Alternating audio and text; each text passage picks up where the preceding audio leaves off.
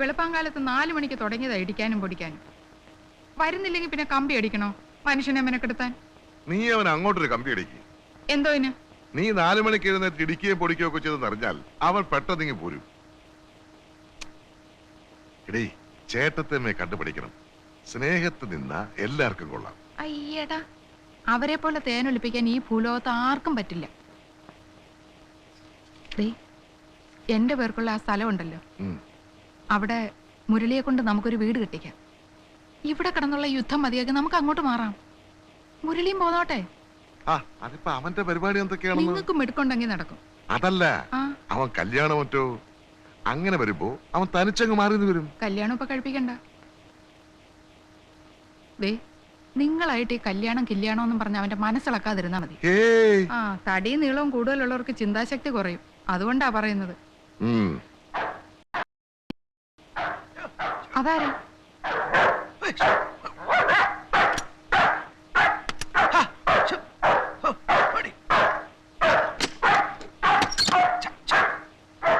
ആരാത്? എന്താ കുമാര? പട്ടി വല്ലാതെ കുറയ്ക്കുന്നുണ്ടല്ലോ.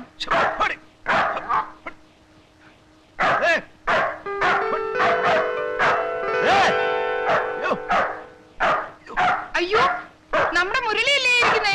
മുരളി മോനെ. ചെറിയേട്ടാ, വലിയേട്ടാ, ഞാനിതാ വന്നു. 7 വർഷത്തെ വിദേശവാസത്തിന് ശേഷം മുരളി ഇതാ സ്വദേശത്തേക്ക് തിരിച്ചു വന്നിരിക്കുന്നു. ഇതെന്ത് പറ്റി മോനെ നിനക്ക്? നീ പ്ലെയിനിൽ നിന്ന് നേരെ തെങ്ങിലോട്ട് ചാടിയോ? അനിയാ മുരളി, നീ താഴോട്ട് വാ. ഈ സ്ഥിതിയിൽ താഴോട്ട് വരാൻ പറ്റാത്തൊരവസ്ഥയാണ്.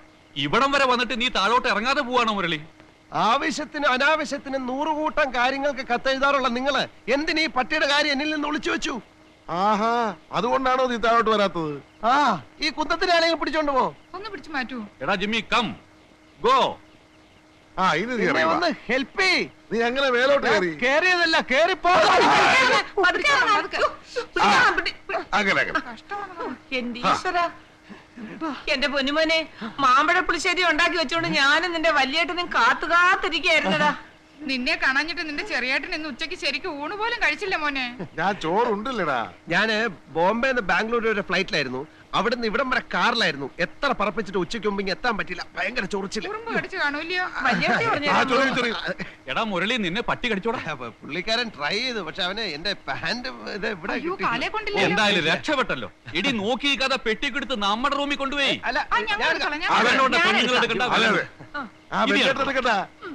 ഇതിനൊട്ടും കനവില്ലല്ലോ മുരളി. ചെറിയേട്ടത്തെ ഒന്നും പറയാതിരിക്കുന്ന ഭംഗി.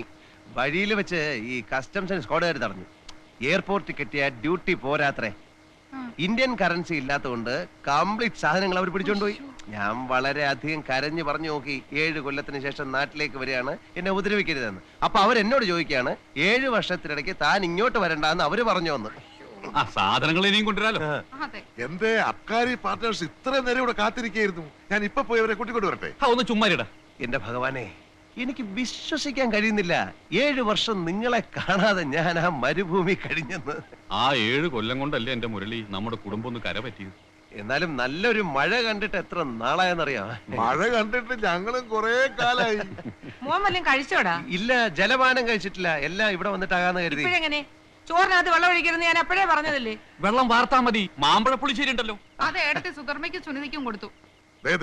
നല്ല മനോഹരമായ കോഴി ഫ്രൈ ഉണ്ട്. അത് ആ ഗ്ലൂക്കോസും പാറ കടലും വിഴുങ്ങി. അപ്പൊ പിന്നെ എന്തുണ്ട് ഇവിടെ? മോരുണ്ട്. മതിയല്ലോ, നല്ല മനോഹരമായ മോര് കൂട്ടി ഊണ് കഴിച്ചിട്ട് എത്ര കാലം എടുക്കേണ്ടതിമാരെ. എനിക്കിപ്പോ എന്ത് കഴിച്ചാലും അമൃത.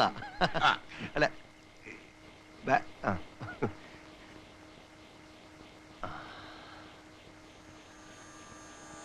സ്വന്തം നാടിന്റെ സുഗന്ധം, സ്വന്തം വീടിനകത്തെ സുരക്ഷിതത്വം. ഞാനൊടുവിൽ എന്റെ ജന്മനാട്ടിൽ തിരിച്ചെത്തിയിരിക്കുന്നു.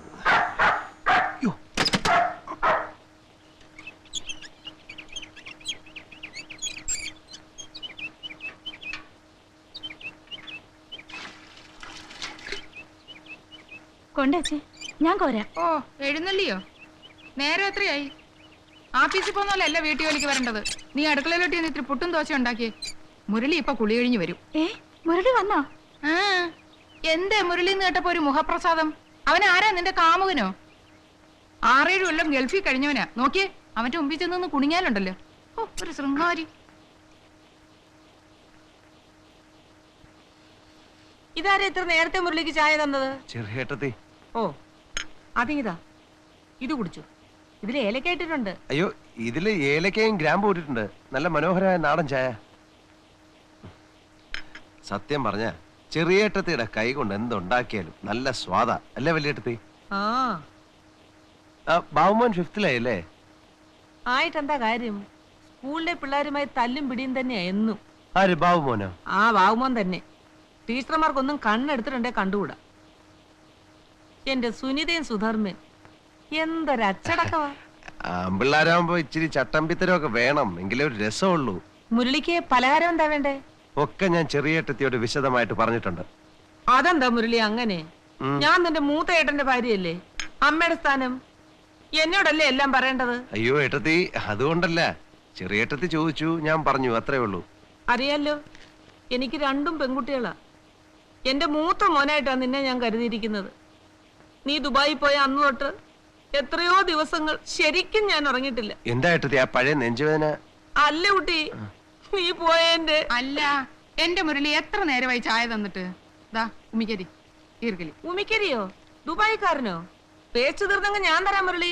പേശകം മടുത്ത വലിയേട്ടത്തി. ഭൂലോകത്തിന്റെ ഏത് കോണിലായാലും നമുക്ക് നമ്മുടെ നാടൻ രീതികളെ പറ്റൂ. നാട്ടിൽ വരാറുള്ള പലരോടും പറഞ്ഞ് ഞാൻ ഈ ഉമിക്കിരിയും ഈർക്കലും ദുബായിൽ എത്തിക്കാറുണ്ടായിരുന്നു. ഇതുവരെ ഞാൻ മലയാള തനിമ മറന്നിട്ടില്ല. ഇനി അമ്പലക്കുളത്തില് വിസ്തരി ചെന്ന് കുളിക്കണം. ചെറിയ തോർത്തിങ് എടുത്ത്. തോർത്തി അടുത്ത് തരാം. ദേ, അമ്പലക്കുളത്തിലെ വെള്ളത്തിന് ഭയങ്കര തണുപ്പാ. ഒരുപാട് നേരം വെള്ളത്തിലിറങ്ങി കിടക്കരുത്. നോക്ക്, എണ്ണ കുരുമുളക് ഇട്ട് മുറുക്കി വെച്ചിട്ടുണ്ട്. ഇത്തിരി നിറയെ വെക്കട്ടെ. വരൂ.